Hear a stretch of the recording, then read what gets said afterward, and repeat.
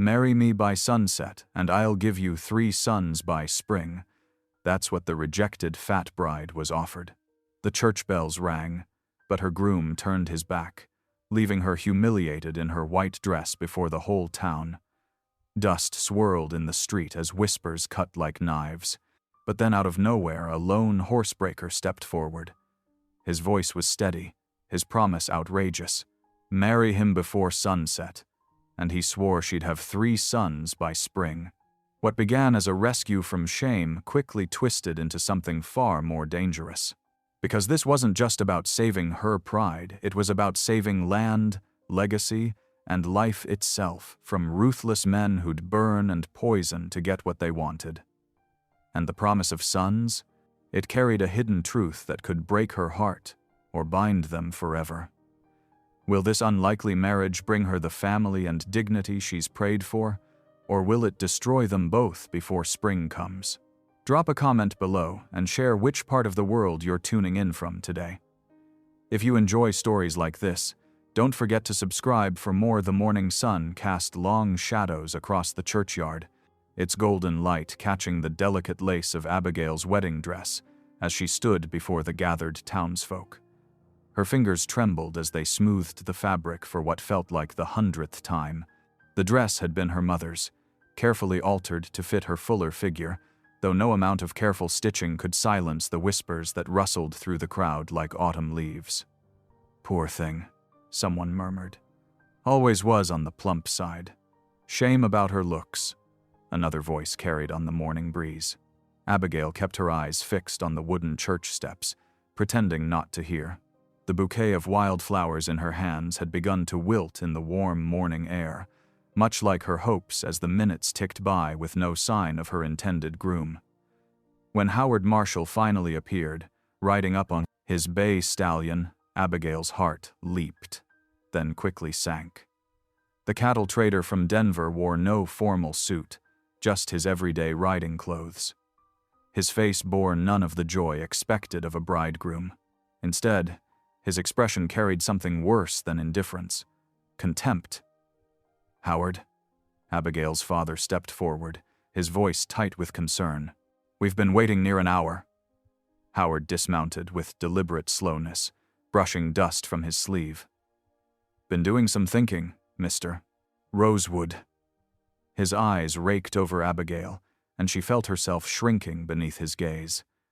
About what a man deserves in a wife. The morning air grew thick with tension. Behind Howard, a woman in a fine riding habit drew her horse alongside his. Her laugh tinkled like glass bells as she tossed her golden curls.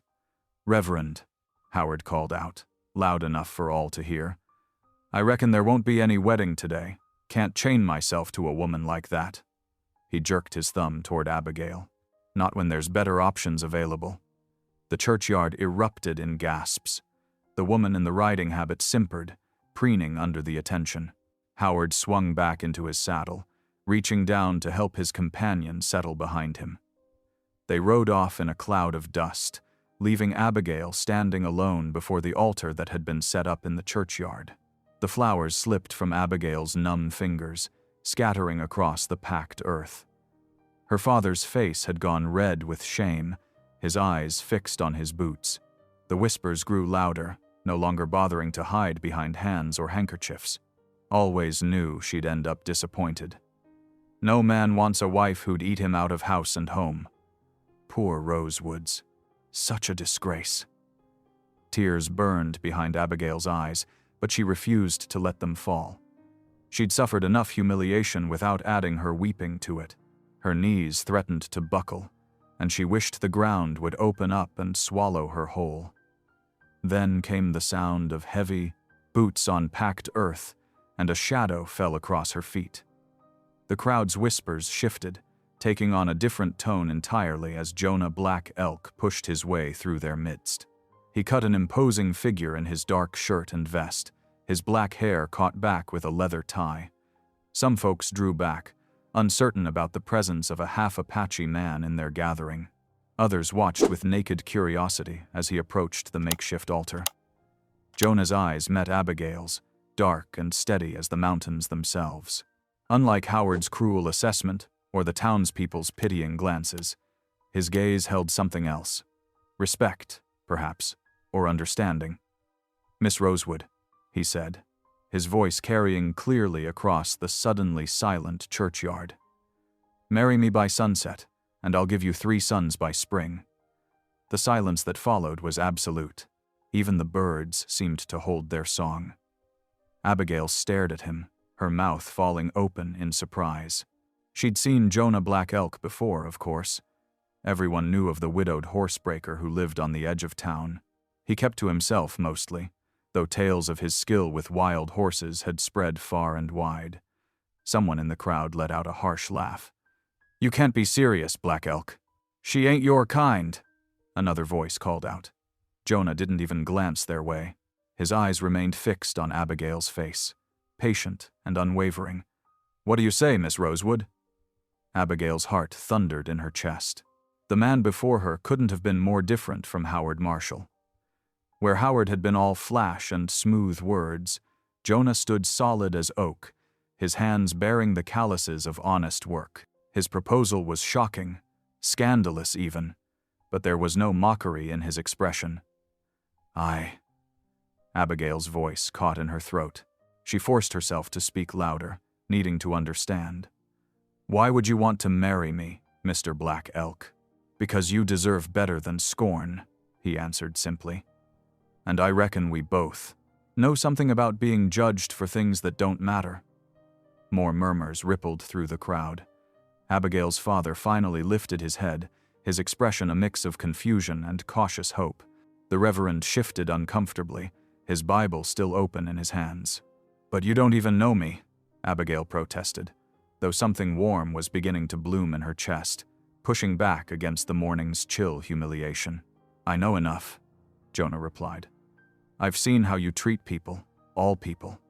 Seen you sharing your bread with hungry children, no matter their color. Watched you stand up to them that would chase old Samuel's sheep from the common grazing land." His voice softened slightly. "A woman with that kind of heart is worth more than any cattle trader's gold." The warmth in Abigail's chest spread further, reaching her cheeks. She looked down at her mother's wedding dress, at the scattered flowers at her feet. Then she looked back at Jonah Black Elk, really looked at him. The lines around his eyes spoke of both laughter and sorrow. His hands, rough from work, were held out steady and sure. The churchyard waited, breath held, as Abigail stood at the crossroads of her life. The morning sun climbed higher, burning away the last traces of dawn mist, and with it, her uncertainty began to fade. In Jonah's quiet dignity, she saw something Howard Marshall had never offered, the chance to be valued for who she was, not judged for what she wasn't. "Sunset," she said finally, her voice growing stronger with each word. "You said sunset?" A ghost of a smile touched Jonah's lips. "Yes, ma'am, though I reckon the Reverend's already here, if you'd rather not wait." The townsfolk lingered in clusters around the churchyard, their voices a steady hum of disbelief and speculation. Some cast furtive glances through the church windows, while others made no attempt to hide their open staring. The morning's spectacle had given them enough gossip to last through. Winter. A half Apache man and the Rosewood girl? Well, I never. Reckon they deserve each other.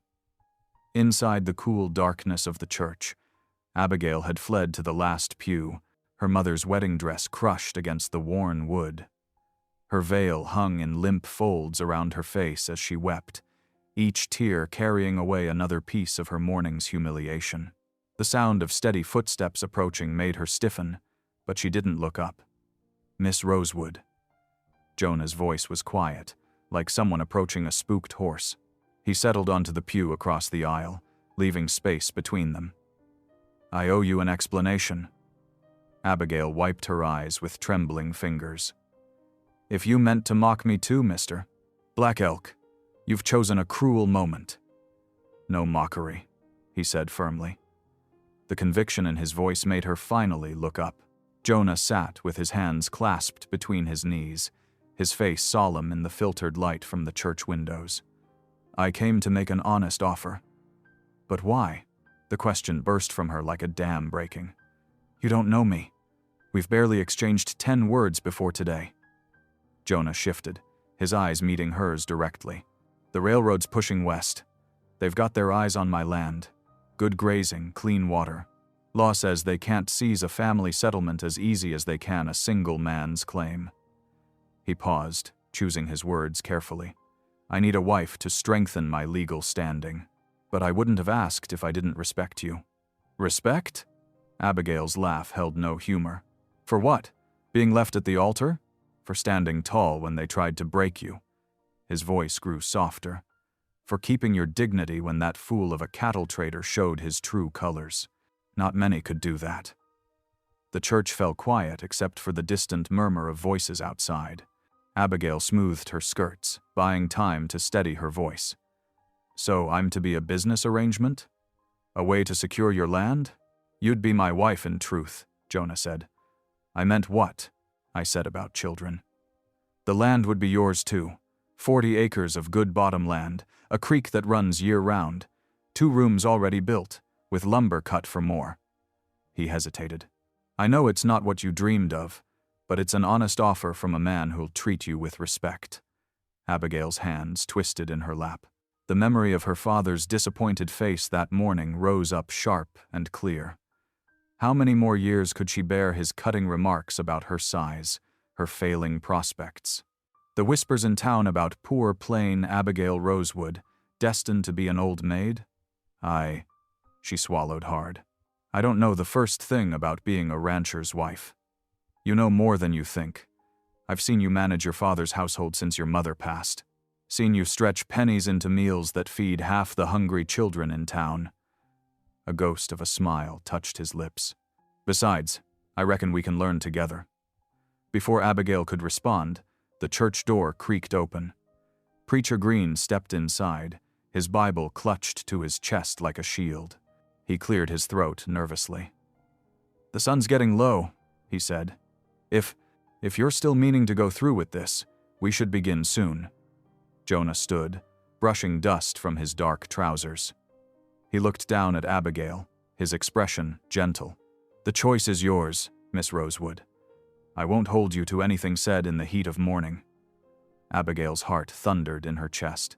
Through the church windows, she could see the sun sliding toward the horizon, painting the sky in shades of amber and rose.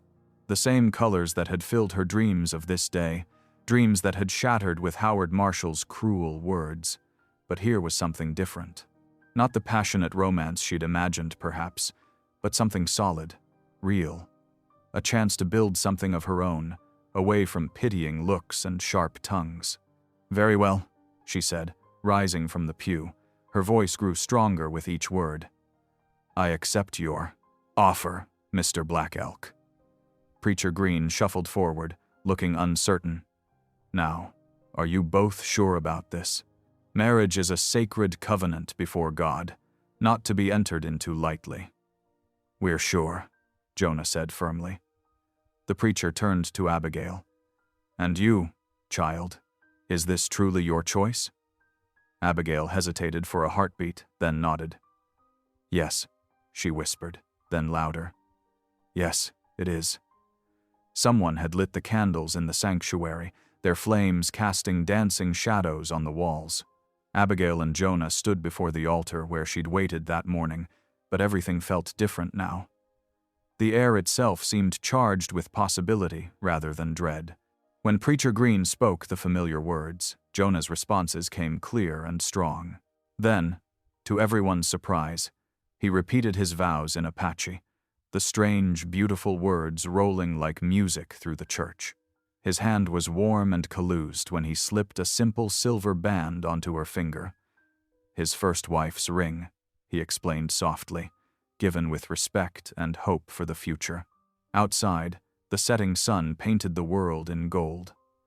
Someone had told the Cooper boys what was happening, and they'd broken into their saved fireworks, sending bright bursts of color into the darkening sky. The explosions echoed down Main Street, drawing more curious onlookers. Well, I never, Mrs. Peterson said, fanning herself on the church steps.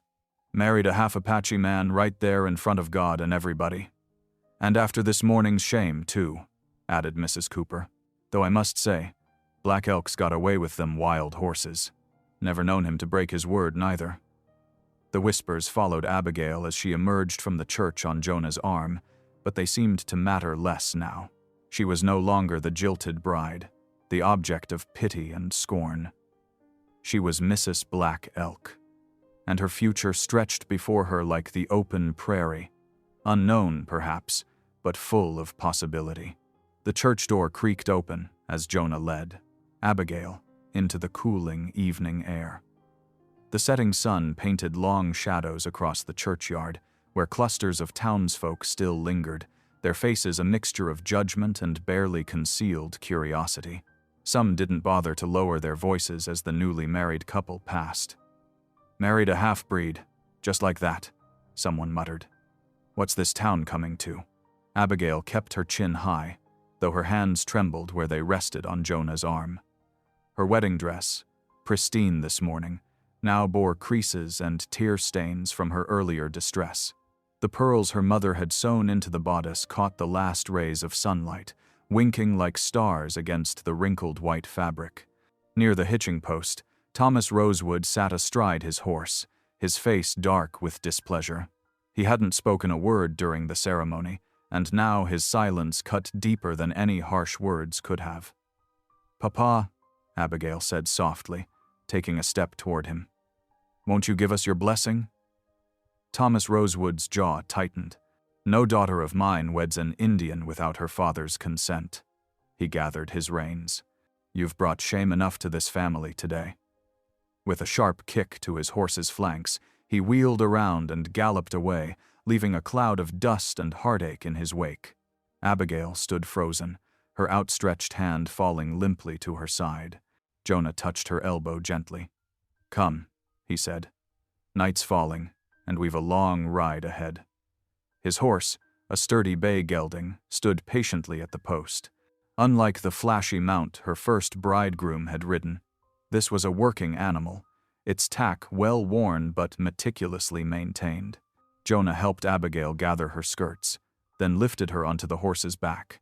The side saddle position felt precarious, especially in her wedding dress, but his hands were steady as he helped her find her balance. They left town as the first stars began appearing in the darkening sky.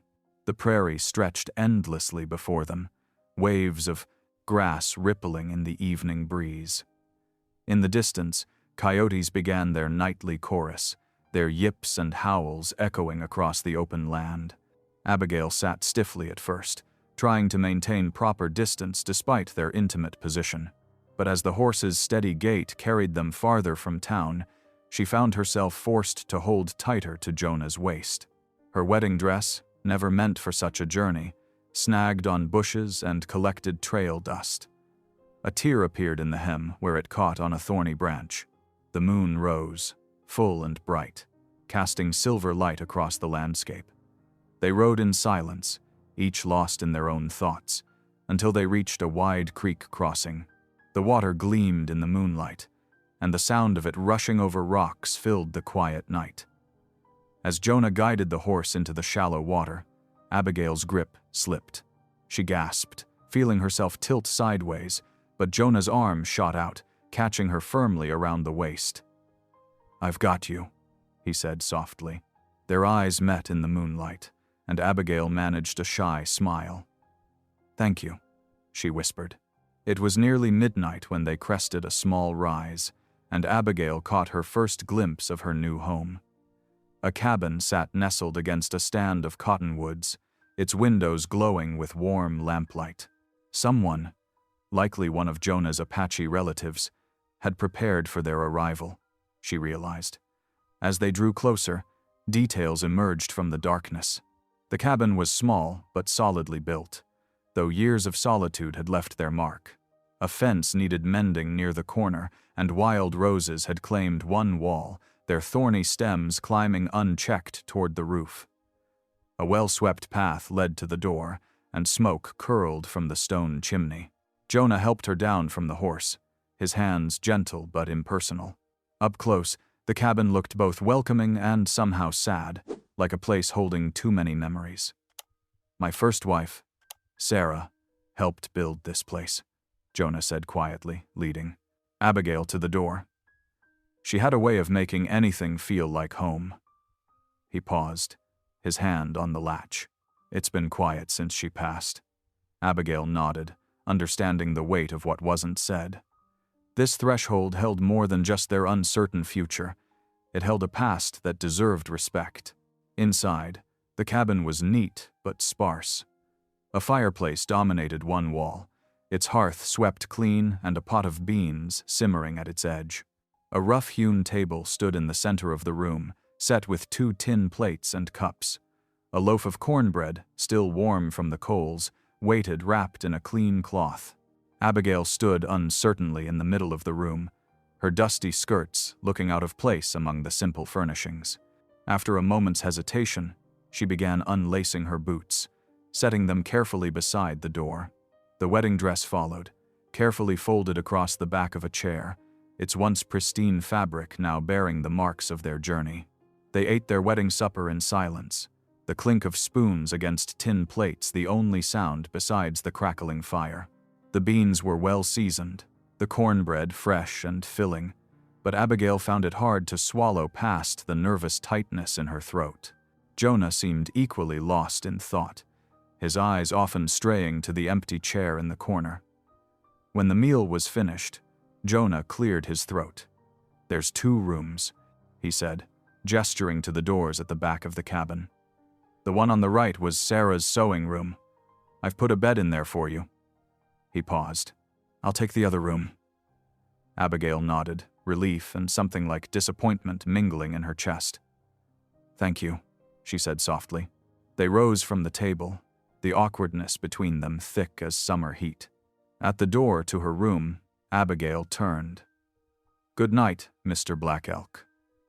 "Good night, Mrs. Black Elk," he answered formally, then disappeared into his own room, leaving Abigail alone with her thoughts and the soft sound of prairie wind outside her window. Morning came softly to the prairie, streams of golden light piercing through the cabin's weathered walls. Abigail stirred on her narrow bed, muscles protesting from yesterday's long ride. She'd slept in her chemise and petticoat, her wedding dress still draped across the chair like a ghost of yesterday's events. The steady thunk of an axe drew her attention. Through a gap in the wooden walls, she glimpsed Jonah already at work, his broad shoulders swinging in rhythm as he split logs for the cook stove. The morning air carried the sweet scent of fresh-cut wood and damp earth. Abigail smoothed her hair and found a faded work dress hanging on a peg, one of Sarah's, she supposed. Her throat tightened at the thought of wearing a dead woman's clothes, but her wedding dress wouldn't suit for cooking and cleaning. She slipped the dress over her head, cinching it with an apron that had seen better days. The floorboards creaked beneath her feet as she stepped outside. The dawn air held a bite that made her pull the apron closer. Jonah paused in his work, axe resting against a stump. I could fix us some breakfast," Abigail offered, her voice wavering slightly. "If you'd like." Jonah nodded, wiping sweat from his brow. "Much obliged." Inside the cabin, Abigail faced her first challenge. The cook stove stood cold and forbidding, nothing like the modern range she'd used in town. She poked at it uncertainly, trying to recall how her grandmother had managed such things. After several failed attempts to light it, she heard Jonah's boots on the threshold. He watched her struggle for a moment, then stepped forward. "Here," he said quietly, demonstrating how to arrange the kindling and adjust the damper. The fire caught quickly under his sure hands. "Sarah's skillet's up there," he added, pointing to a shelf. "Flowers in the bin by the door. She always." He stopped, grief flickering across his features. "I'll fetch some eggs from the coop." While the stove heated, Abigail explored the kitchen's meager supplies. The flour bin held enough for biscuits, and she found a crock of fresh butter in the root cellar, another gift from Jonah's thoughtful kin. Her hands remembered the familiar motions of cutting butter into flour, even if everything else felt strange. When Jonah returned with eggs, the cabin filled with the homey sounds of cooking, sizzling fat, the scrape of the spatula, the soft thump of dough on the wooden board. They ate at the same table where they'd shared their wedding supper, but morning light made everything feel less awkward. "Thank you," Jonah said, sopping up egg yolk with a biscuit. "Been a while since I had a proper breakfast." After the dishes were washed, Jonah offered to show her the homestead. The morning had warmed considerably as they walked the property. A sturdy corral held several horses, their coats gleaming in the sunday. Nearby, wooden racks held stretched hides in various stages of tanning. "Trade some with the Apache," Jonah explained. "Others I sell in town when I can get a fair price." They passed a small vegetable garden fed by a diverted stream, its neat rows showing signs of careful tending. But Abigail's attention was drawn to a section of fence where several posts stood blackened and broken. "Railroad men," Jonah said, following her gaze. His voice held controlled anger. "Come through 2 months back, claiming survey rights. Set fire to the fence when I ordered them off my land." He touched one of the charred posts. "Government says my grazing rights might be void without a proper family settlement. A single man, especially one of mixed blood." He shook his head. "They look for any excuse." Abigail wrapped her arms around herself, understanding dawning. "That's why you needed a wife." "Yes." Jonah met her eyes directly. "I won't lie to you about that. But I meant what I said about respect. You showed courage yesterday, standing tall when that fool left you at the Rand. Altar. That's worth more than any pretty face." His words stung and soothed at the same time. Abigail nodded, grateful for his honesty even as her heart ached at the practicality of their arrangement. They continued their tour in thoughtful silence. The day passed in a blur of small domestic tasks. Abigail swept floors that hadn't seen a woman's touch in months, cleared cobwebs from corners, and tried to bring order to the kitchen. She found herself talking to Sarah's ghost as she worked, promising to care for the home the other woman had loved. As evening approached, Abigail kneaded bread dough while watching through the window as Jonah repaired the broken latch on the barn door. The familiar task soothed her, and the rhythmic pounding of Jonah's hammer created an almost peaceful atmosphere. The cabin felt different now. Not exactly home, but no longer quite so lonely. When supper was ready, they sat across from each other as they had at breakfast. This time, though, Jonah cleared his throat. "My mother taught me to give thanks," he said, in Apache and English both. Would you join me?" Abigail nodded, folding her hands. Jonah spoke first in Apache, the words flowing like water, then translated in halting English. Abigail added her own simple thanks, her voice gaining strength as she spoke. Their combined prayer filled the cabin with something new, not quite harmony, but perhaps the beginning of understanding. They ate their simple meal of beans and fresh bread, the silence between them more comfortable than before. Outside, a whippoorwill called to the setting sun, and the evening wind carried the promise of rain. The next few days settled into a gentle rhythm at the homestead. Each morning, Abigail woke to the sound of Jonah working with the wild horses in the corral. She would stand at the cabin window, kneading dough for breakfast biscuits, watching him move with quiet confidence among the untamed animals. This morning was no different. Dawn painted the sky in soft pinks and purples as Jonah approached a young buckskin mare. His movements were slow, deliberate, speaking soft words in Apache that carried across the yard. The horse's ears flicked forward, curious despite her fear. "Easy now, sister," he murmured, just loud enough for Abigail to hear through the open window. The mare snorted, pawing the ground, but didn't bolt when Jonah touched her neck. His muscles strained as he worked with the horse, guiding her through the first steps of accepting a saddle. Abigail turned back to her biscuits, adding a pinch of salt to the dough. She'd discovered a rhythm of her own these past days, gathering eggs while the morning dew still clung to the grass, feeding the chickens that scattered and clucked around her feet, learning to work the butter churn that had stood idle since Sarah's passing. The butter churning had proved harder than expected. Her arms ached from the repetitive motion, but there was satisfaction in seeing the cream finally transform into sweet, yellow butter. She'd wrapped the first successful batch in clean cloth, presenting it at supper with shy pride. Jonah had spread it thick on his bread, nodding appreciation. As the morning progressed, Abigail hung washing on the line, the sheets snapping in the prairie wind.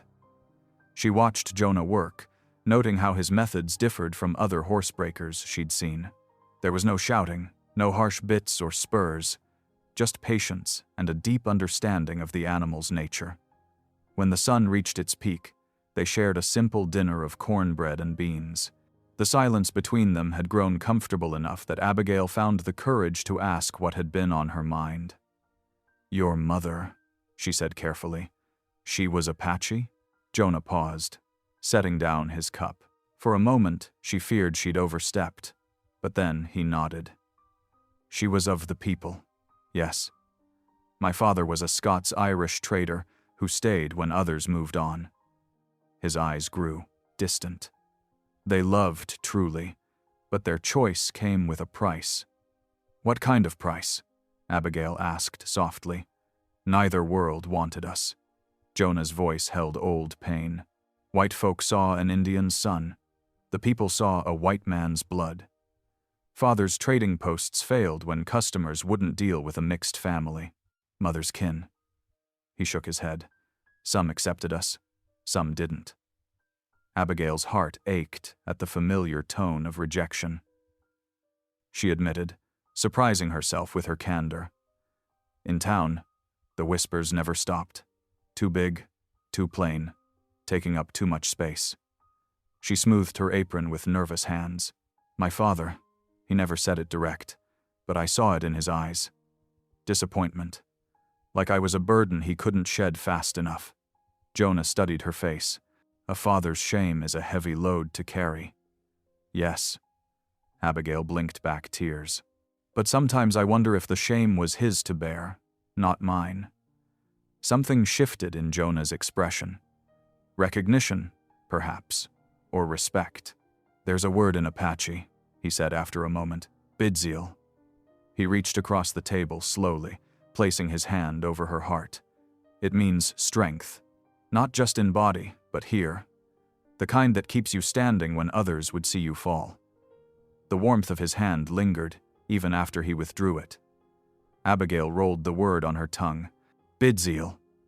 "Yes." A rare smile touched his lips. "You have it, though you might not know it yet."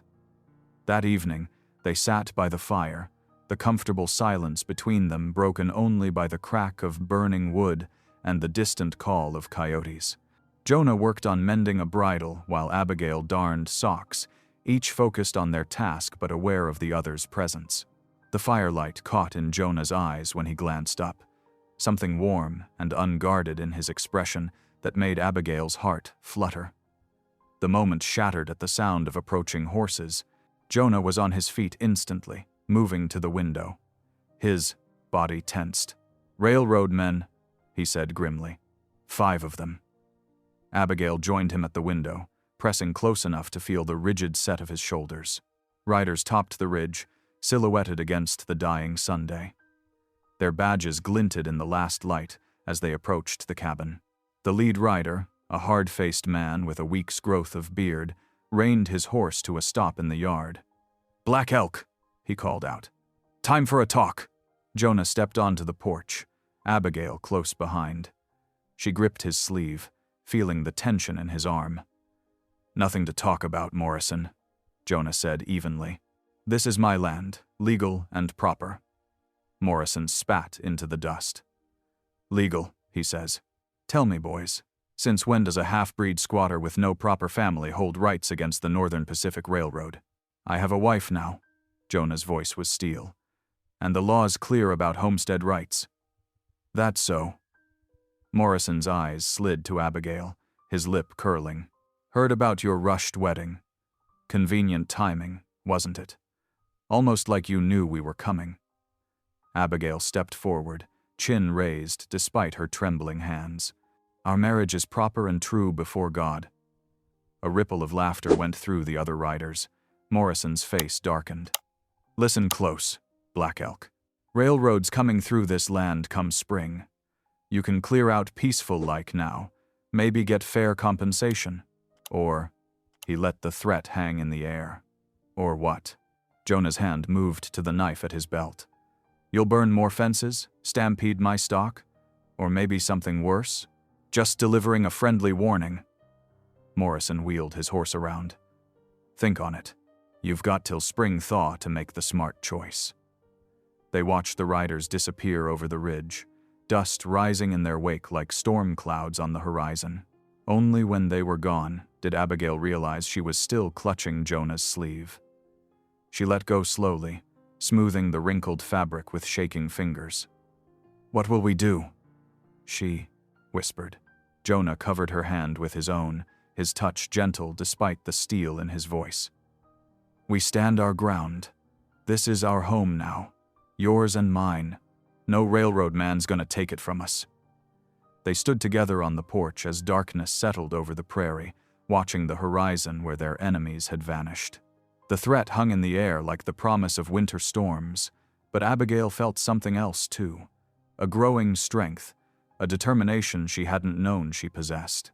Bidzeal, she thought, placing her hand over her heart as Jonah had shown her. Whatever came, they would face it together. The railroad men's threats echoed through the cabin like unwelcome ghosts. Jonah paced the wooden floors, his boots making hollow sounds against the planks. His fists clenched and unclenched at his sides, jaw tight with unspoken anger. Abigail watched him from her place by the stove, worry creasing her brow. Jonah, she said softly, setting down the pot she'd been scrubbing. Come, sit with me a moment. He turned, darkness clouding his features. They'll try to drive us out. You heard them. I heard them, Abigail agreed, pulling out a chair. But wearing holes in our floor won't solve anything. Please, sit. After a moment's hesitation, Jonah lowered himself into the chair. His shoulders remained tense, like a drawn bowstring ready to snap. We should pray, Abigail suggested, her voice gentle but firm. Ask for guidance. Jonah's laugh was bitter. Prayer didn't stop them burning my fences. No, Abigail agreed, but it might stop you from doing something that proves them right about you. She reached across the table, touching his clenched fist. If you answer violence with violence, you'll only confirm what their prejudice tells them to believe. The muscles in Jonah's jaw worked, but slowly, his fist uncurled beneath her touch. What would you have me do? First, we need supplies from town, she said practically. We're low on flour and seed, grain for spring planting. A trip might help clear our minds. The next morning dawned clear and cool. They hitched the wagon early, the horse's breath making clouds in the autumn air. The road to town stretched before them like a dusty ribbon, and the slow pace of the wagon allowed for conversation that had been difficult in the cabin's close quarters. My mother used to sing when she worked, Jonah said unexpectedly as they crossed a shallow creek. Apache lullabies, mostly, said they made the corn grow stronger. Abigail smiled, adjusting her bonnet against the Sunday. Did they? Our corn was always sweet. A ghost of a smile touched his lips, though maybe that was just her way with growing things. The wagon hit a rut, jostling them both. Abigail grabbed the seat to steady herself, and Jonah's hand shot out to steady her. The touch lingered a moment longer than necessary, before he returned both hands to the reins. At the general store, Abigail's heart tightened at the familiar whispers that followed their entrance. But to her surprise, Mary Beth, the storekeeper's daughter, approached with a genuine smile. Mrs. Black Elk, she said warmly, how nice to see you. How are you finding your new life? The simple kindness nearly brought tears to Abigail's eyes. It's different, she admitted. But good. I'm learning new things every day. While Jonah selected seed grain, Abigail browsed the fabric section.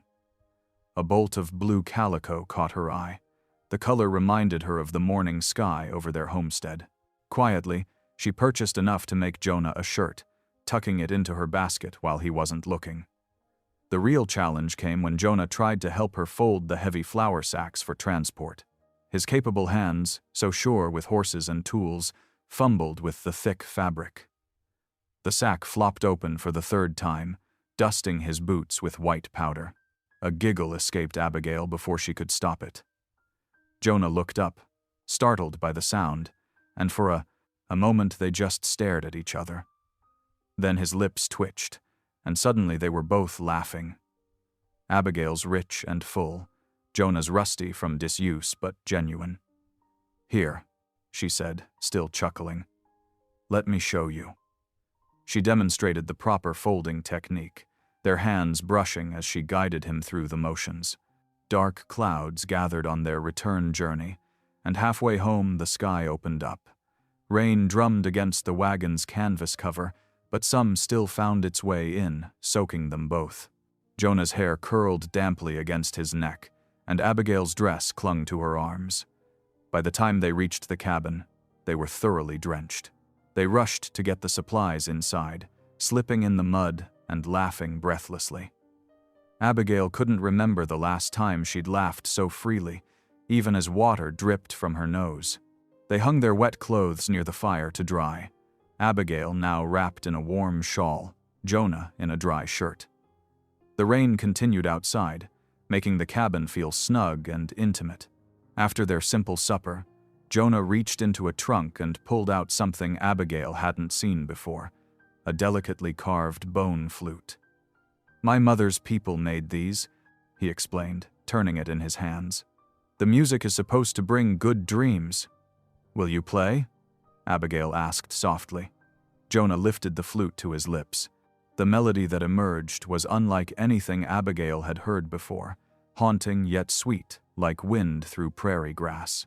She sat beside the fire, cheeks flushed from its warmth and something more, watching his fingers move over the holes with practiced ease.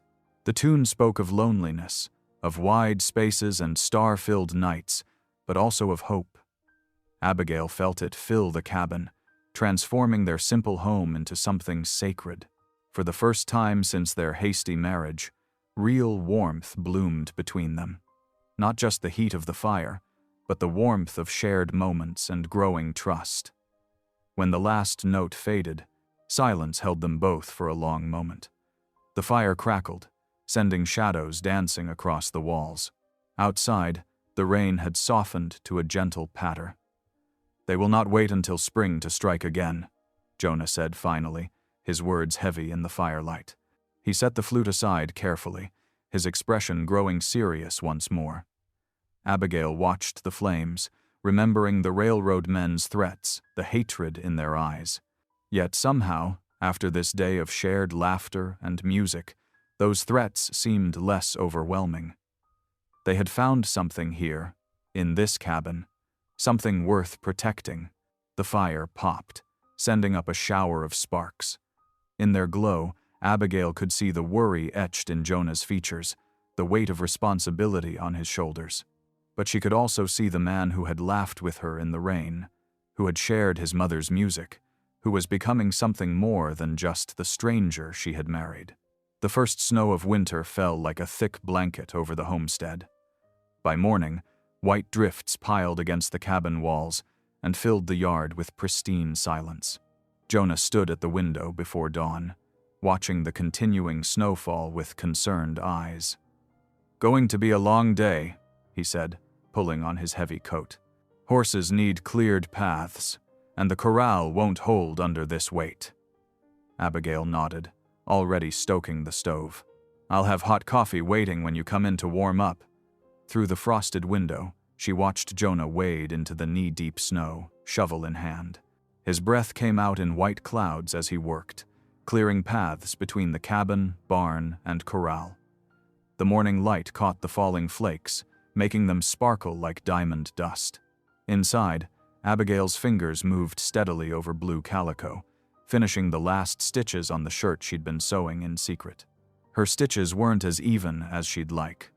Her mother had always scolded her clumsy needlework, but she'd put all her care into each seam. The color matched the winter sky perfectly. When Jonah came in hours later, snow crusting his coat and boots, Abigail had the shirt wrapped in brown paper and tied with string. She'd placed it beside his plate, where steam rose from a bowl of hot stew. "What's this?" he asked, eyeing the package as he shed his wet coat. "Open it," Abigail urged, twisting her apron in nervous fingers. "I hope it fits." Jonah's rough hands carefully untied the string. The paper fell away, revealing the blue fabric. He held up the shirt, his expression unreadable. "You made this?" His voice was soft with surprise. Abigail nodded. "In town, when you were getting grain. I know the stitching isn't perfect, but—" "It's fine work," Jonah interrupted, running his thumb over a seam. Without hesitation, he shrugged off his old shirt and pulled on the new one. The blue brought out warm undertones in his skin, making him look younger somehow. "Thank you," he murmured, the words carrying more weight than such a simple gift might warrant. Their eyes met across the table, and Abigail felt warmth bloom in her chest. The next day, while Abigail kneaded bread dough, she heard the rhythmic sound of Jonah's carving knife from his workspace. He'd been secretive about his project, closing the door whenever she passed, but that evening he called her in. On his workbench lay a beautiful cradleboard, carved from cedar wood. The surface was smooth as silk, with intricate patterns etched along the edges. A leather strap lay ready to secure a baby safely against its mother's back. "Among my mother's people," Jonah explained, "children are carried close to their mother's hearts. It keeps them safe, lets them see the world from the start." He touched one of the carved symbols. "This pattern is for protection. This one for wisdom." Abigail reached out with trembling fingers to touch the smooth wood. Her throat felt tight with emotion and fear. She'd never told anyone her deepest worry, but in this, the moment of trust, the words spilled out. What if I can't give you children?" Her voice was barely a whisper. "I'm not young," and the doctor once said. She trailed off, unable to continue. Jonah's hand covered hers on the cradleboard. "Then we will find other ways to fill our home with love," he said simply. The certainty in his voice made her eyes sting with tears. The days grew shorter, but their bond grew stronger. They shared the winter chores, Jonah chopping wood and tending the horses, Abigail keeping the cabin warm and the storeroom full. In the evenings they sat by lamplight, sharing prayers in both English and Apache. Sometimes Jonah would tell stories of his mother's people, while Abigail mended clothes or shelled beans, but their peace was shattered one bitter morning. Abigail woke to Jonah's shout and the acrid smell of smoke. Through the window she saw orange flames leaping from the corral, turning the pre-dawn sky an angry red. Jonah was already running toward the fire, his breath harsh in the frozen air. The horses whinnied in panic, pushing against the burning fence posts. Abigail grabbed every bucket she could find, filling them at the pump despite the numbing cold. "The gates!" Jonah yelled, his face lit by flames. "Get them open before the horses trample themselves!"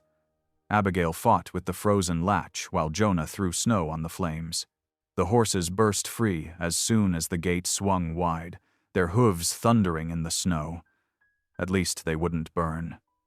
For what felt like hours, they battled the fire together. Jonah worked barehanded, throwing snow and pulling down burning posts before they could spread the flames further.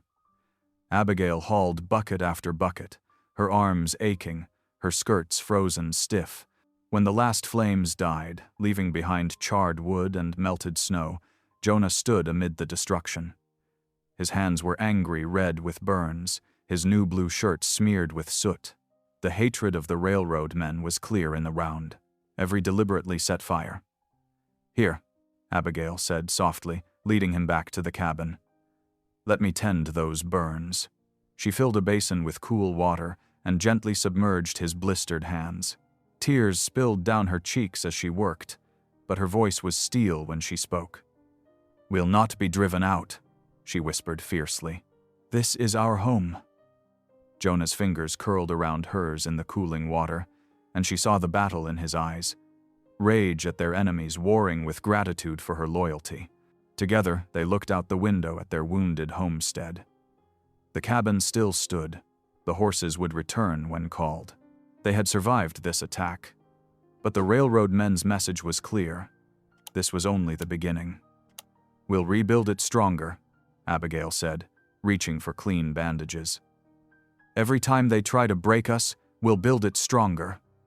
Jonah nodded, his jaw set with determination. Outside, the snow began to fall again, slowly covering the blackened earth with fresh white. But they both knew that beneath that clean blanket, their enemy's malice lay waiting, undeniable as the sunrise. Dawn painted the scorched corral posts in harsh light. Abigail stood in the yard, measuring the damage with determined eyes. Beside her, Jonah flexed his bandaged hands, wincing at the movement. "Those burns need more healing," she said, touching his arm. "I can start on the fence rails." Jonah shook his head. "That's man's work. You shouldn't have to." "Shouldn't have to what?" Abigail's chin lifted.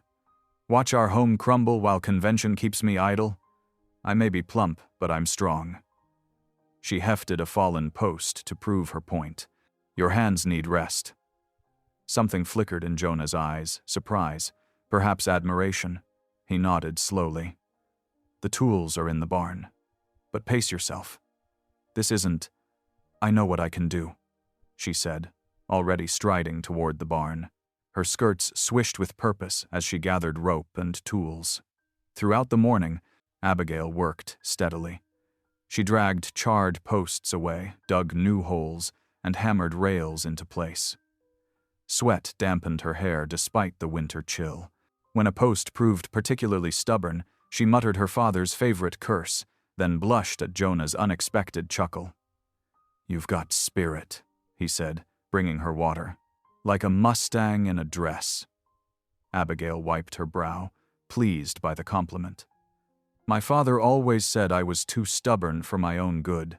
Reckon he was wrong about that, same as he was wrong about most things."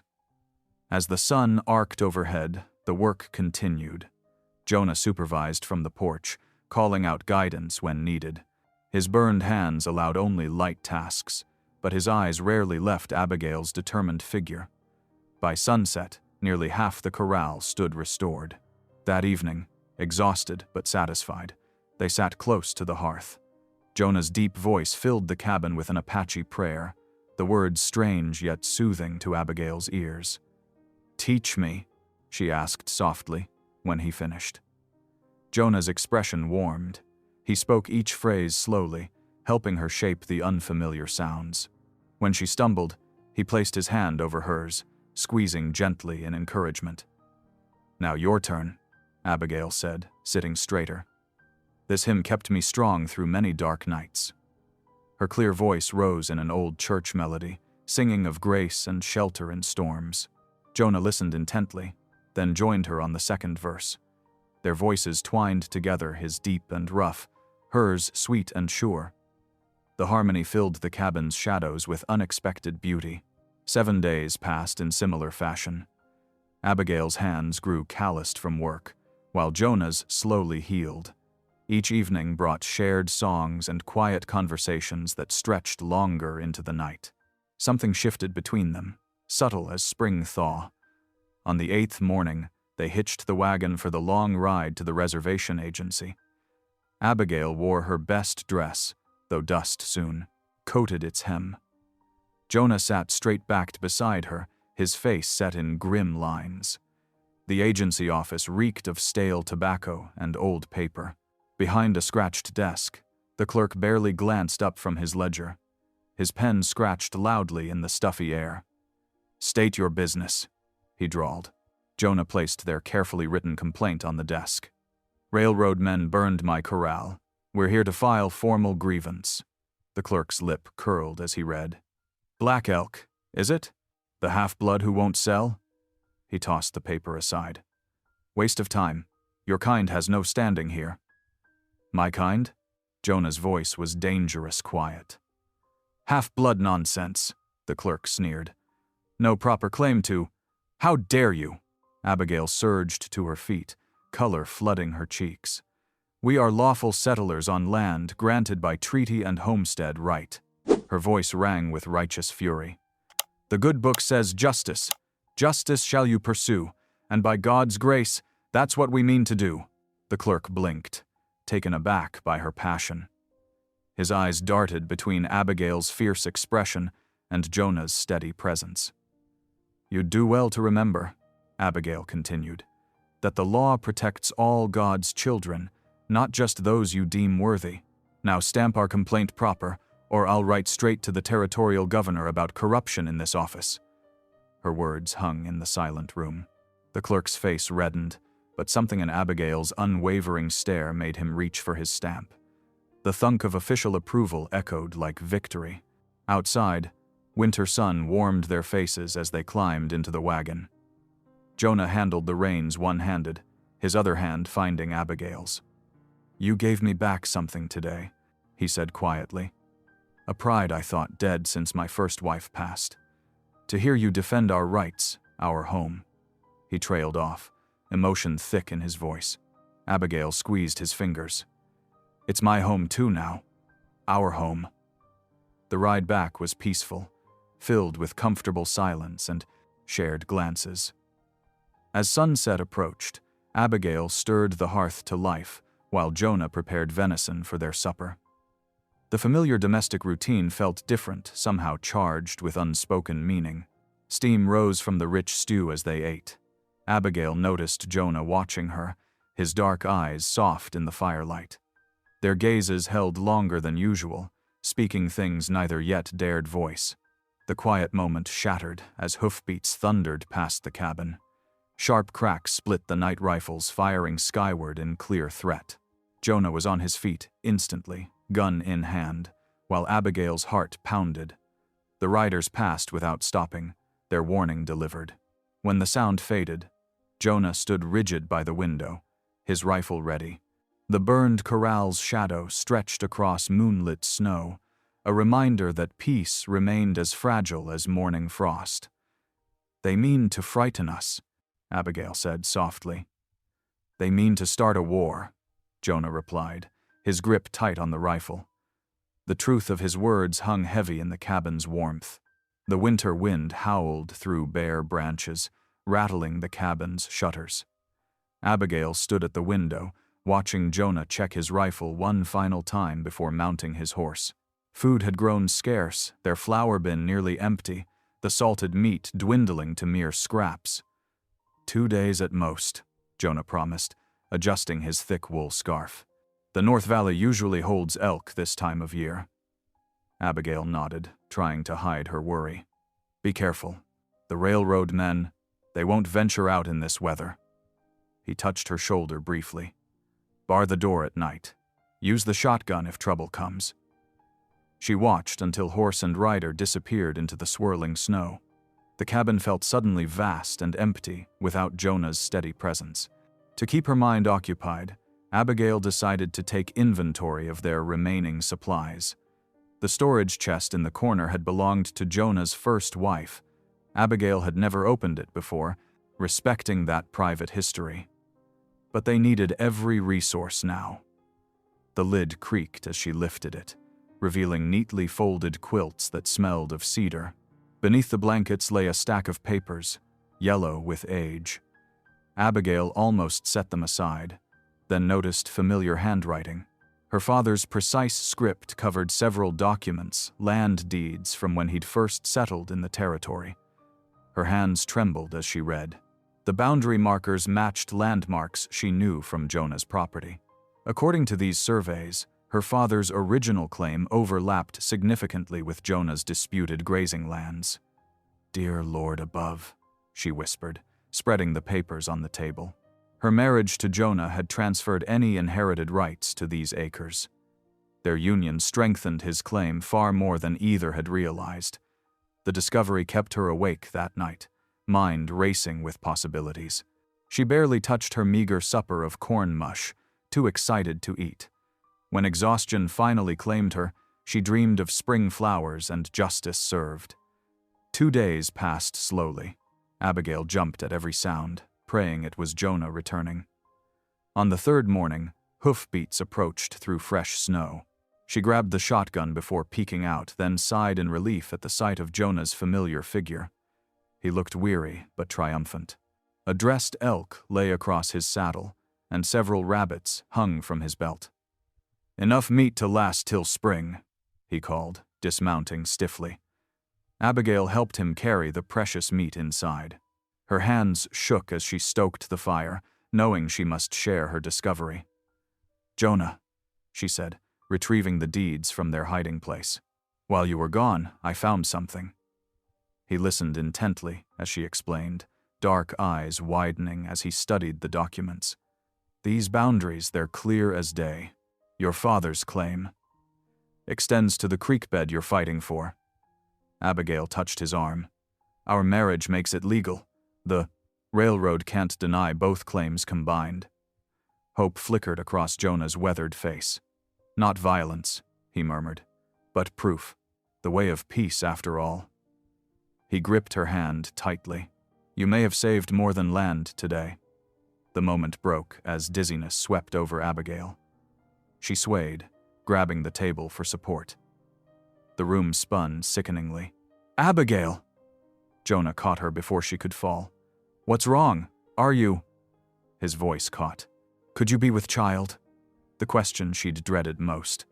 Abigail sank into a chair, tears welling up. "No," she whispered.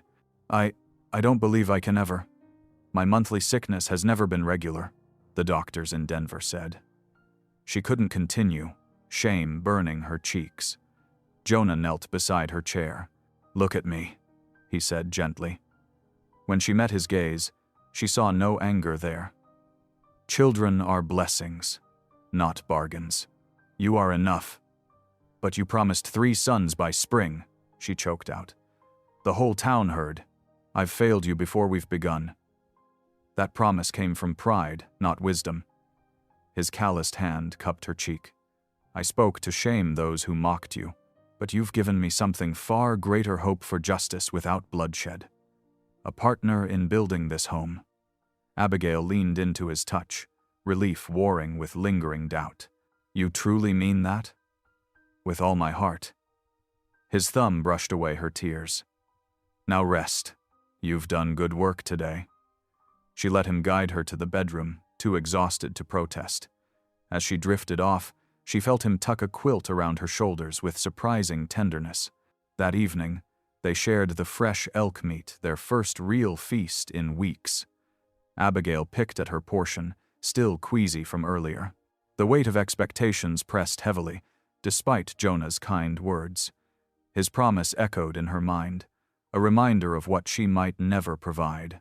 Yet when she glanced up, she caught him watching her with gentle concern, not disappointment. Perhaps, she thought, there were different ways to build a family, to make a home worthy of God's blessing. The deeds in the trunk proved that sometimes grace came through unexpected paths. Snow continued falling outside, blanketing their troubled land in pristine white. Inside, the fire crackled warmly, casting soft shadows as husband and wife sat together in contemplative peace. Tomorrow would bring new challenges, but tonight they had food, shelter, and hope born from paper and ink rather than gunpowder. Spring's first warmth crept across the prairie, melting snow into muddy rivulets. Abigail smoothed her best dress, the blue calico she'd saved for church, and climbed into the wagon beside Jonah. The precious deeds lay wrapped in oilcloth beneath the seat, their hope for justice bound in faded ink and paper. "Ready?" Jonah asked softly, gathering the reins.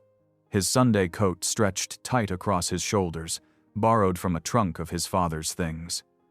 Abigail nodded, though her stomach churned. The wagon wheels creaked as they set out for town, the morning sun painting long shadows across thawing fields.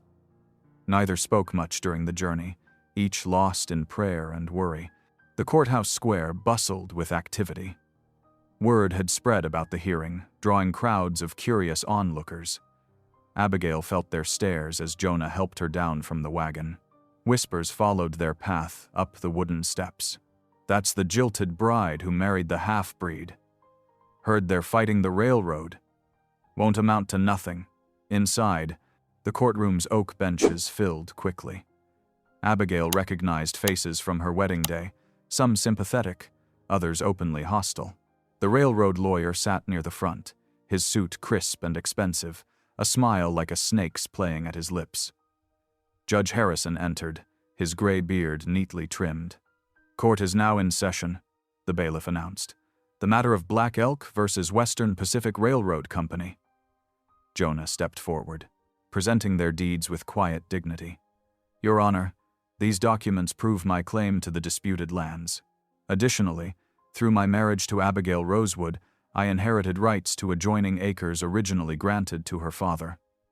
The judge examined the papers carefully while the railroad lawyer smirked. When his turn came, he produced documents of his own with a flourish. Your Honor, I have here properly filed surveys showing the land in question belongs to the railroad by right of federal grant. He spread the papers with manicured hands. Any prior claims were nullified. Abigail's heart sank as she studied the documents.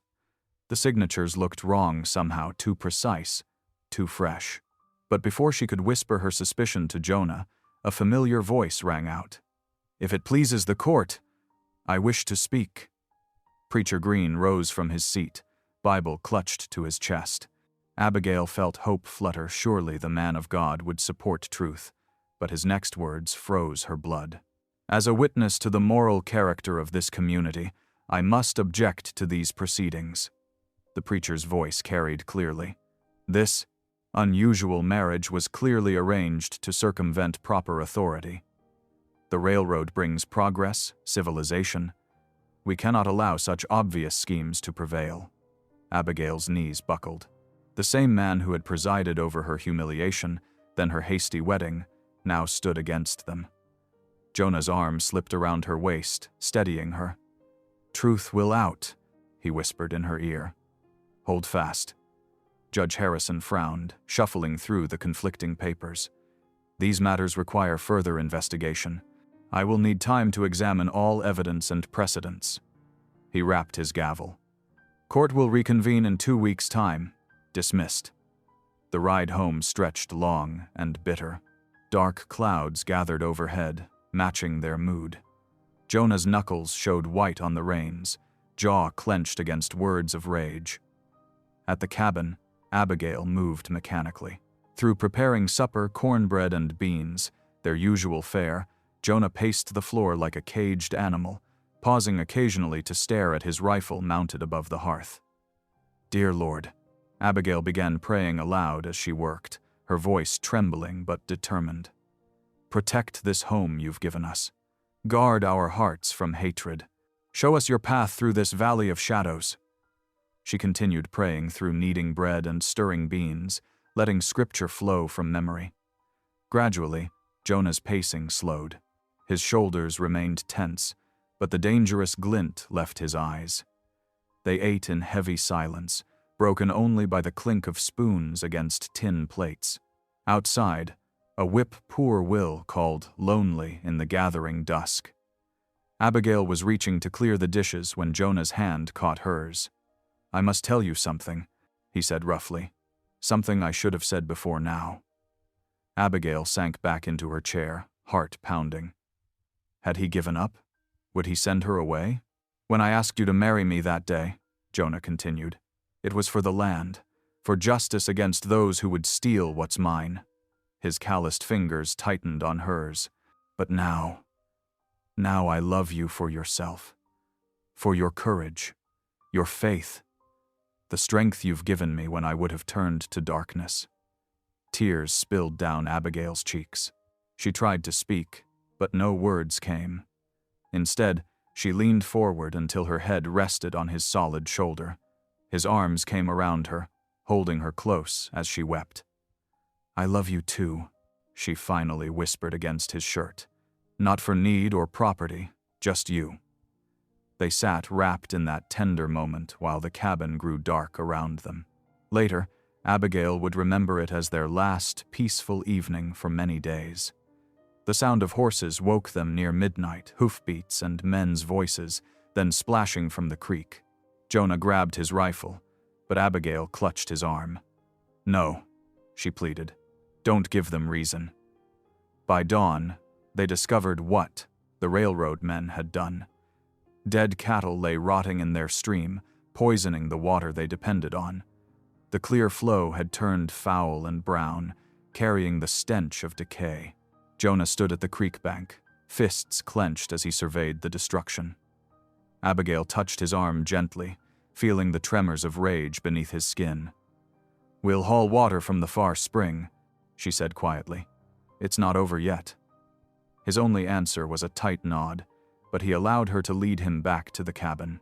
Inside, she poured their last clean water into the kettle for coffee, trying not to think about the long days ahead.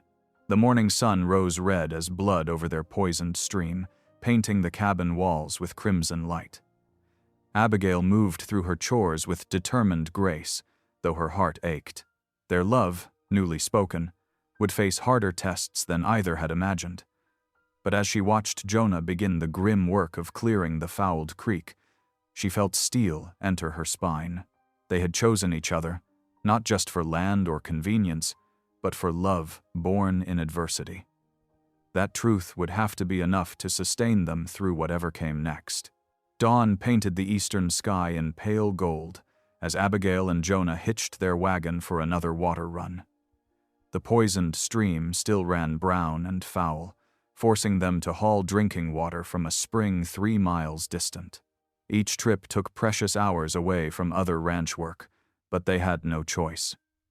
"You should rest today," Jonah said softly, noting the shadows under his wife's eyes. "I can manage the barrels alone."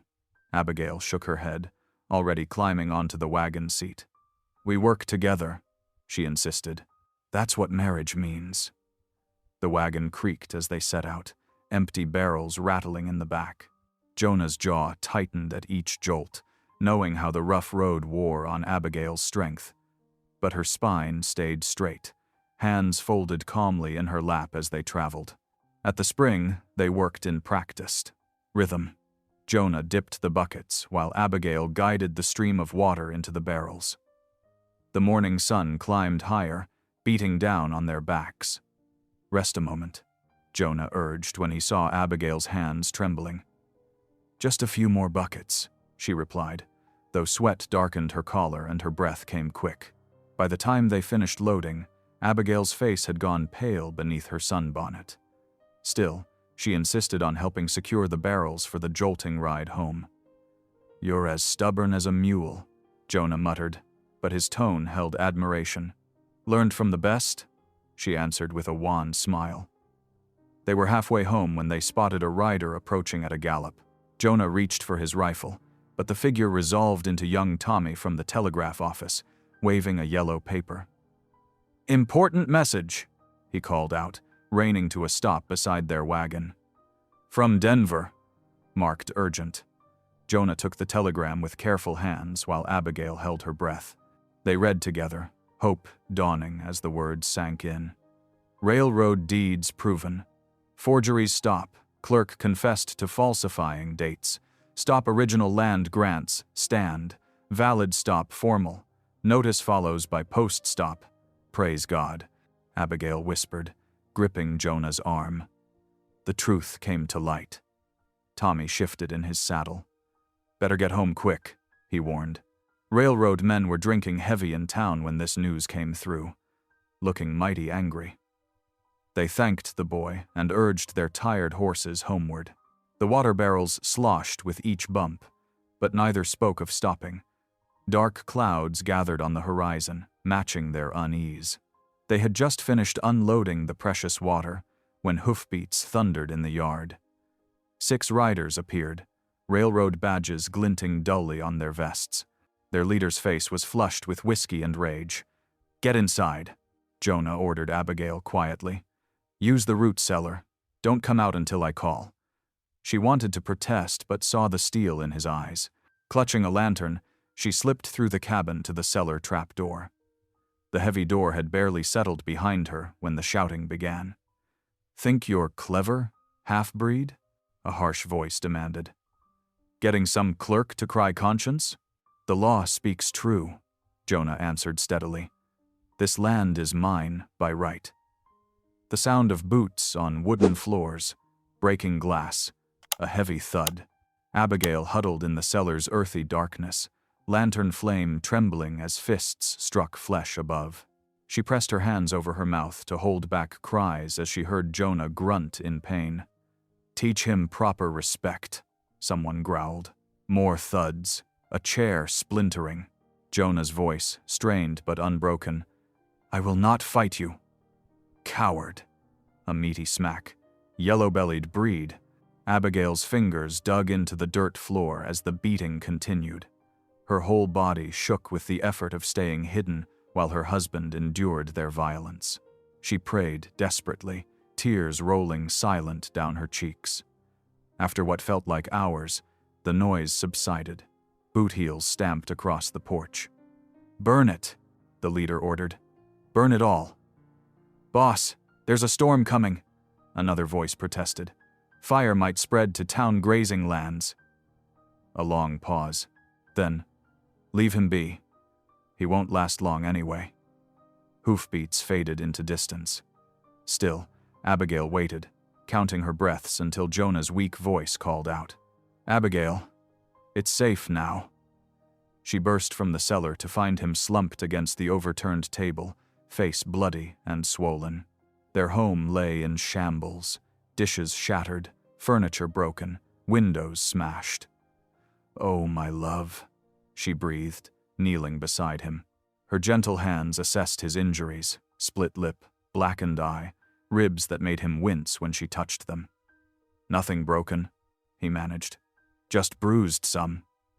Abigail worked quickly, gathering their meager medical supplies.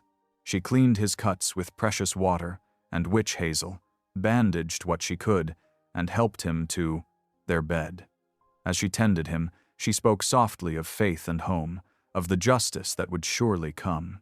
Her touch was tender but sure, her voice steady despite the tears that sometimes fell.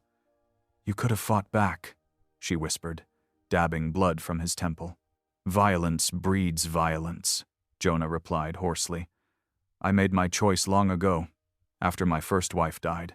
No more blood feuds, no more vengeance." "Even now?" She studied his battered face. "Even when they hurt you so? Especially now?" His swollen hand found hers. "I choose peace. For you, for us, for the children we may yet have." Abigail's heart swelled with love and pride. She bent to kiss his bruised forehead, tasting salt. "Rest now," she murmured. "I'll watch over you." Outside, thunder rolled as the storm finally broke. Rain drummed on the roof, washing away dust and blood. Abigail sat beside their bed, holding Jonah's hand as he drifted into uneasy sleep. Tomorrow they would clean up, repair what they could. The final hearing lay ahead, their last chance to secure their claim legally and permanently. But for now, they had survived with their principles intact, their love stronger for the trial. Lightning flashed, illuminating Abigail's determined face as she kept vigil. They would face whatever came next together, armed with truth and unwavering faith. The railroad men's violence had meant to break them. Instead, it had proven the strength of their chosen path. Morning sunlight streamed through the courthouse windows, catching dust motes that danced above the packed wooden benches.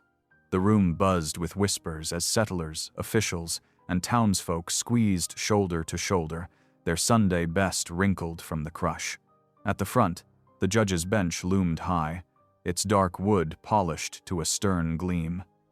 Abigail smoothed her blue calico dress with trembling hands. Beside her, Jonah sat straight-backed despite his healing bruises, his borrowed suit coat straining across his shoulders. The railroad lawyer lounged at the opposite table, his city-cut suit pristine, his smile sharp as a coyote's. "All rise," the bailiff called. Judge Harrison entered, his gray beard neatly trimmed, his eyes keen beneath bushy brows. The shuffling of feet filled the room as everyone stood. "Be seated," the judge commanded. "We're here to settle the matter of land rights between the Railroad Trust and Mr. Jonah Black Elk." He peered at his papers. with additional claims from Mrs. Abigail Rosewood Black Elk regarding inherited deeds. The railroad lawyer rose smoothly. Your Honor, this is a simple case of squatters' rights versus progress. The railroad's claim is clear, if I may, Your Honor. Abigail's voice quavered as she stood, clutching the leather folder containing her father's deeds. Her heart hammered so hard she feared everyone could hear it. The judge raised an eyebrow but nodded. The court recognizes Mrs. Black Elk. Abigail took a deep breath, feeling the weight of every stare. Her fingers traced the worn edges of the deeds for courage. 3 months ago, I stood in the churchyard wearing white lace, waiting for a man who sneered at my worth and left me standing alone. Her voice grew stronger with each word. The whispers that day were cruel about my size, my plainness, how no man would want me. The courthouse grew still. In the back row, she glimpsed her father, his face lined with shame at the memory. Then Jonah Black Elk stepped forward. A man the town scorned for his Apache blood offered me his hand and his name. He promised me 3 sons by spring. Abigail's cheeks flushed. Some laughed. Some called it scandal. But I saw truth in his eyes. She opened the folder, hands steadier now. These deeds show my father's land grant overlaps Jonah's grazing rights. By law and by marriage, our claim is double strong. But that's not why I stand here today. The judge leaned forward, interest kindling in his expression. I stand here because in 3 months, I've learned what true worth means. I've hauled water in darkness, mended fences in storm, and tended wounds after cowards' attacks. Her gaze found the railroad men, who shifted uneasily. I've watched my husband choose peace when violence beckoned. I've seen him teach Apache children their grandmother's prayers, while white children beg him to gentle their ponies. Tears pricked her eyes, but her voice remained clear. I may never give him 3 sons by spring. My body may deny me that joy. But I give him my heart, my courage, and the children of this land who already call him brother. A baby's cry pierced the silence. Near the back, an Apache woman hushed her infant, wrapped in a beaded cradleboard like the one Jonah had carved. The railroad speaks of progress, Abigail continued. But what progress tears families from their homes? What progress poisons streams and burns corrals in the night? What progress needs lies and forged papers to stand? The railroad lawyer surged to his feet. Objection! These accusations are supported by sworn testimony from your own clerk in Denver, Judge Harrison cut in. Continue, Mrs. Black Elk. Abigail lifted her chin. This land knows no difference between Apache and settler blood. It gives grass to all herds, water to all children. The only boundary that matters is the one between justice and greed. She placed the deeds on the judge's bench. These papers prove our legal claim, but our true claim lies in every furrow we've plowed, every fence we've mended, every prayer we've shared. We ask the court to honor not just ink on paper, but the sweat and love we've poured into this soil. As Abigail returned to her seat, Jonah caught her hand. His dark eyes shone with pride. Judge Harrison studied the deeds carefully, comparing them against other documents. The silence stretched taut as a fiddle string. Finally, he cleared his throat. The court finds the original land grants valid and binding. Furthermore, the attempted seizure through fraudulent means casts serious doubt on the railroad's entire claim. He fixed the railroad lawyer with a stern gaze. This bench recommends a full investigation into all regional railroad land acquisitions. The sharp crack of his gavel made it official. The Black Elk claim is upheld. The railroad's petition is denied.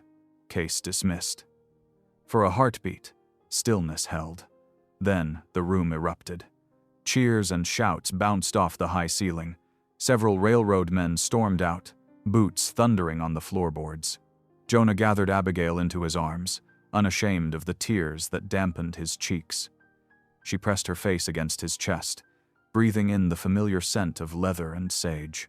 "You did it," he whispered. "You saved our home." "We did it," she corrected, smiling through her own tears. A throat cleared nearby. They turned to find Preacher Green standing with bowed head, his hat crushed between his hands. "I owe you both an apology," he said quietly. "I forgot my calling to speak truth and seek justice. I let fear of powerful men rule my heart. Can you forgive me?" Abigail saw real remorse in his weathered face. "God's mercy is new every morning," she replied. "So must ours be." The preacher's shoulders straightened, relief washing over his features.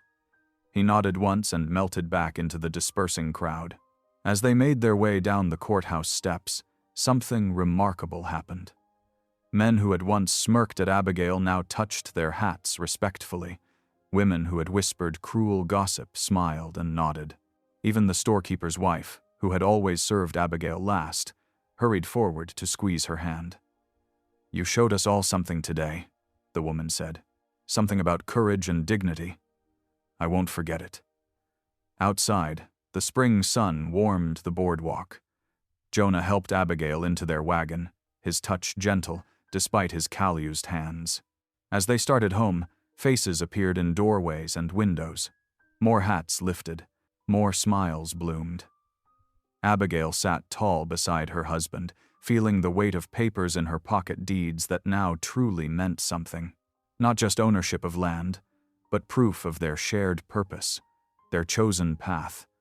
The wagon wheels clattered on familiar roads, carrying them toward the home they had defended together. Behind them, the town's judgment faded like morning mist. Ahead lay the land. They loved its grass rippling silver, its streams running clear, its soil ready for whatever seeds they would plant. The wagon wheels crunched on familiar gravel as Jonah and Abigail approached their homestead. The afternoon sun painted long shadows across the damaged corral, its broken posts stark reminders of recent battles. But today those scars seemed less bitter, more like markers of triumph overcome. "Look there," Jonah said softly, pointing toward their cabin. Abigail squinted against the sunday. A small crowd had gathered in their yard, faces both familiar and surprising. Sarah Running Deer, the medicine woman who had tended Jonah's mother, stood with her grandchildren.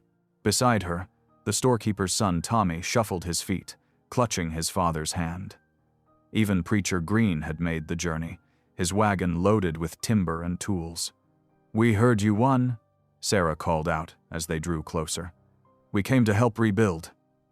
Abigail's throat tightened with emotion as she climbed down from the wagon.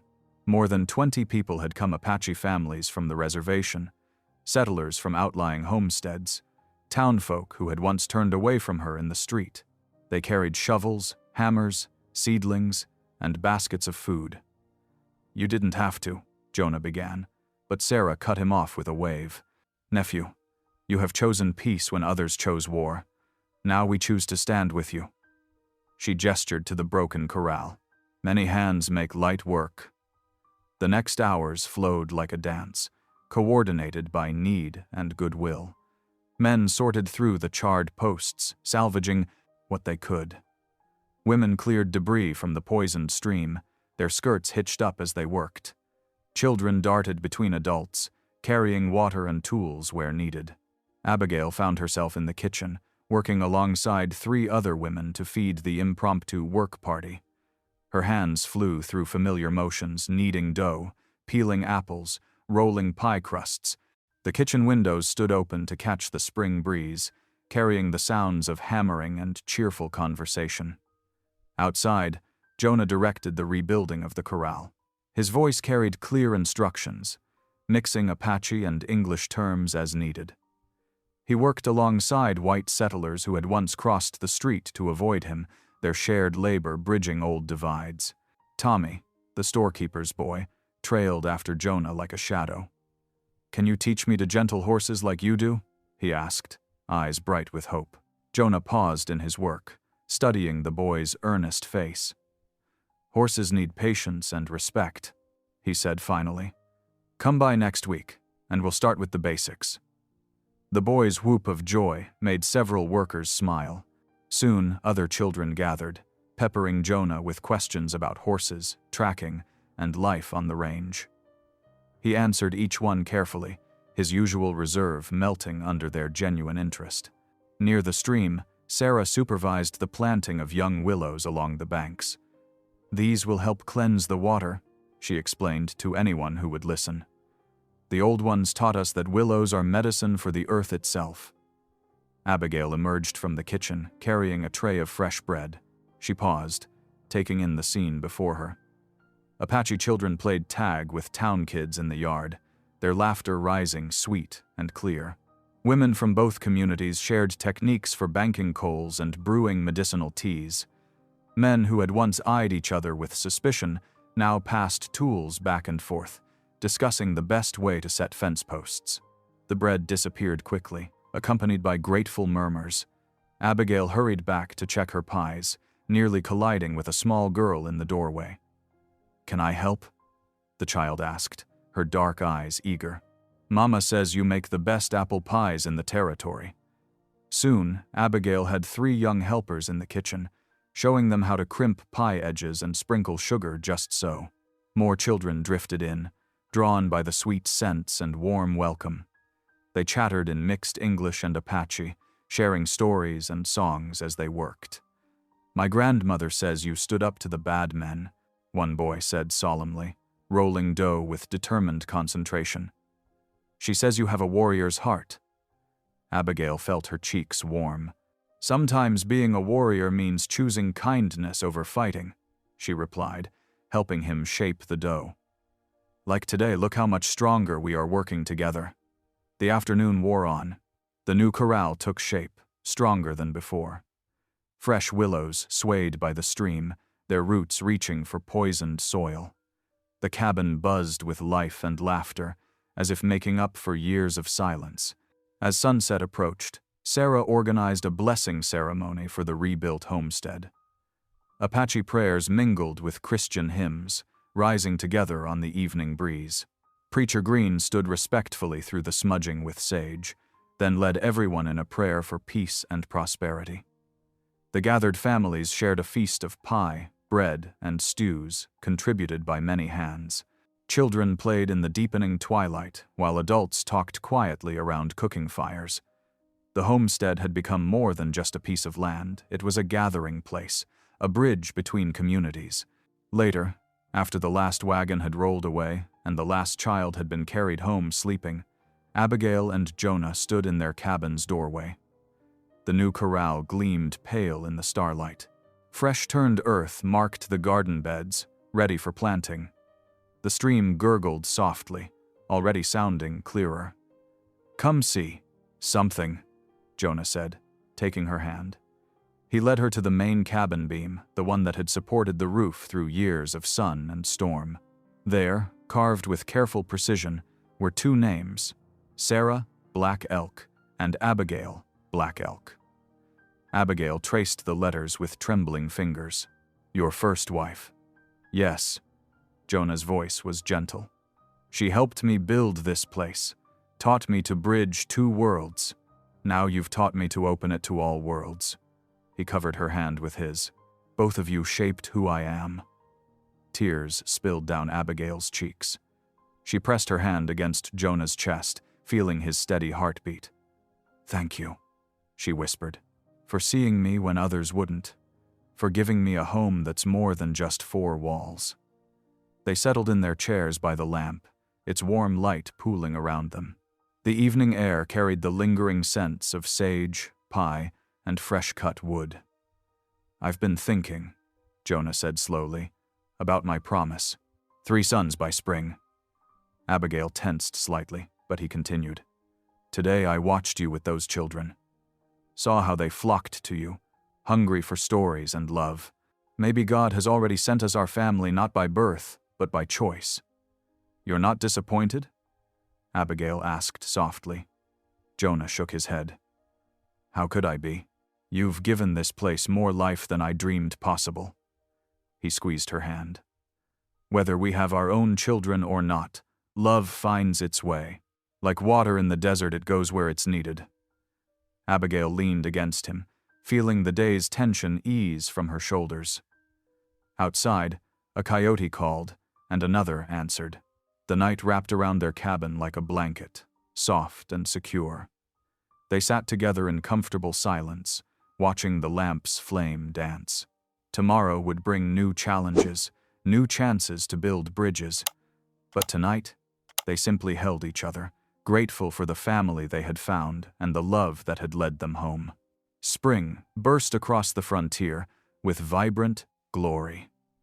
The meadows surrounding Jonah and Abigail's homestead transformed into a tapestry of wildflowers, the purple lupines nodding in the breeze, bright yellow buttercups dotting the grass, and delicate white daisies scattered like stars across the earth. The morning air carried the sweet perfume of blooms mixed with fresh grass. The homestead itself had changed just as dramatically as the landscape. Where once stood a lonely cabin wrapped in silence, now existed a place alive with movement and joy. Children's laughter rang out across the yard, mixing with the gentle nickering of horses in the corrals and the clucking of well-fed chickens. "Uncle Jonah! Uncle Jonah!" Little Sarah Cooper, no more than 6 years old, came racing across the yard, her blonde braids flying behind her. "Will you show us how to make rope again?"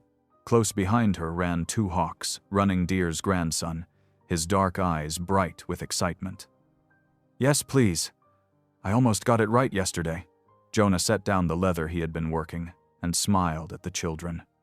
His face, once stern with solitude, had softened over the months. "Well now, I reckon we could spare some time for rope making." He reached down and swept little Thomas, Sarah's 3-year-old brother, onto his broad shoulders. The toddler squealed with delight, tiny hands gripping Jonah's hair. "Hold tight up there, young brave," Jonah said, using the Apache word for little warrior that made Thomas beam with pride. From the cabin porch, Abigail watched the scene unfold, her heart full to bursting. She had just pulled fresh bread from the oven, and the rich aroma drew more children like honey drew bees. They gathered around her skirts, faces hopeful. "Mama Rose," called Mary White Cloud, using the name the Apache children had given her. "Is there enough for everyone?" Abigail smiled, remembering how she had earned that name. The Apache mothers had noticed how she seemed to bloom and grow stronger through caring for others, like a rose finding its season. The settler children had quickly adopted the name too. "There's always enough," she assured them, cutting thick slices of the warm bread and spreading them with fresh butter and honey. The children sat in a circle on the porch, sharing the treat and trading stories in mixed English and Apache words. The cabin that had once echoed with emptiness now barely contained all the life within its walls. Drawings from both settler and Apache children decorated the wooden beams. A collection of small gifts, beaded bracelets, carved animals, and pressed wildflowers lined the windowsills, each one a token of love from their extended family.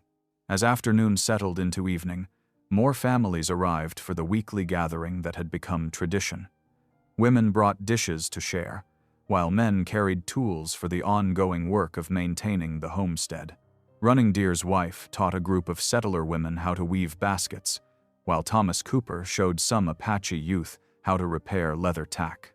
Abigail moved through the groups, making sure everyone had enough to eat, pausing to wipe a smudged face here or comfort a scraped knee there.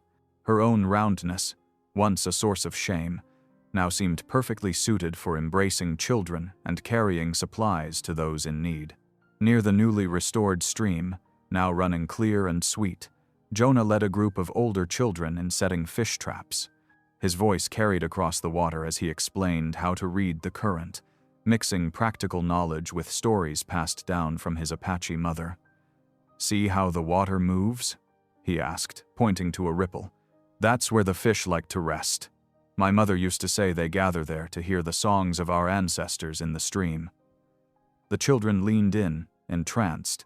Some took notes in small notebooks, while others practiced making the traditional hand gestures that accompanied the teaching. As the sun began its descent, casting long golden shadows across the land, families began their journeys home. Children hugged Abigail and Jonah fiercely, extracting promises for more stories and lessons tomorrow. "You'll come back for the planting ceremony?" Running Deer asked as his family prepared to leave. Wouldn't miss it, Jonah assured him, clasping the elder's hand. The children have been practicing the blessing songs. After the last wagon disappeared over the hill, Jonah took Abigail's hand.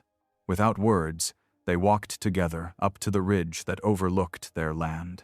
The evening light painted everything in honey gold tones: the sturdy cabin, the straight fence lines, the flourishing garden plots where Apache planting methods merged with settler techniques.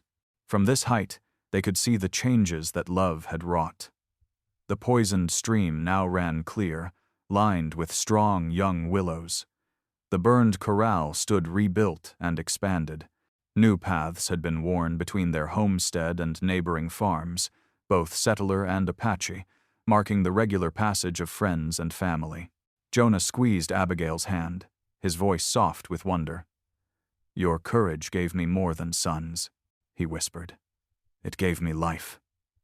Abigail leaned against his shoulder, tears gleaming in her eyes. In the distance, church bells rang out from town, their clear tones carrying across the evening air. The sound no longer brought memories of humiliation, but rather reminded her of the strange and wonderful path God had chosen for them. "Look," she said, pointing to where a group of children's toys lay scattered near the cabin, dolls made by Apache grandmothers next to wooden horses carved by settler fathers. "He gave us so much more than we asked for." The setting sun painted the sky in brilliant colors, pink and gold and purple streaming across the heavens. Below, their homestead glowed with the last light of day, smoke curling peacefully from the chimney. Wind rustled through the grass, carrying the scent of sage and the distant songs of meadowlarks. "Remember what you promised that day?" Abigail asked softly. 3 sons by spring?" Jonah chuckled, drawing her closer. "I was a fool to think family could be measured so simply." He gestured to the well-worn paths, the marks of many feet in the earth. "God had a bigger plan. He gave us not just sons, but daughters too. Not just children, but a whole community." Together, they watched the sun sink below the horizon, painting the land in gentle twilight. The first stars began to appear overhead, bright and clear in the darkening sky. From somewhere in the distance came the cry of a coyote, answered by its pack, a wild harmony that reminded them of how far they had come from that day in the churchyard. Slowly, they made their way back down to their home. Lamplight spilled from the windows, creating pools of golden welcome on the packed earth of the yard. Inside, the cabin held the warmth of the day's gathering, the scent of fresh bread still lingering, children's laughter seeming to echo in the corners. Abigail paused in the doorway, touching the carved names on the beam, both hers and Maria's, bound together by Jonah's careful hand, and the words "Love endures" written in 2 languages. The cabin that had once been heavy with one man's grief now stood as testament to healing, to the power of chosen family, to the triumph of love over bitterness. Thanks for tuning in. These stories remind us that life is more than headlines, it's about heartlines. Subscribe if you want more moments that make you pause, feel, and reflect.